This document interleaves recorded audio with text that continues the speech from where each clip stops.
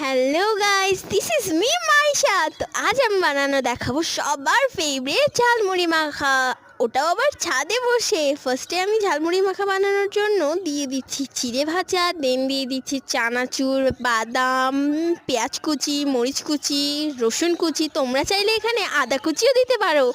তারপর দিয়ে দিচ্ছি স্বাদ মতো লবণ অ্যান্ড দেন দিয়ে দিচ্ছি সর্ষের তেল দিয়ে ভালোভাবে মাখিয়ে নিচ্ছি। তো ভালোভাবে মাখিয়ে নেওয়ার পরে আমি একটা ঠোঙ্গা বানিয়ে সেখানে সার্ভ করব। তো গাইস, আমি দেখছি তোমরা আমার চ্যানেলটিকেও সাবস্ক্রাইব করছো না। প্লিজ গাইস, সাবস্ক্রাইব করে দাও অ্যান্ড লাইক কমেন্ট করতে ভুলো না কিন্তু। কমেন্ট করে জানাও তোমরা এরপরে কোন রেসিপি চাও। দেন একটা ঠোঙ্গা বানিয়ে তার মধ্যে আমি সার্ভ করছি। তো কেমন হয়েছে বানানো, বাড়িতে ট্রাই করবে গাইস। বাই।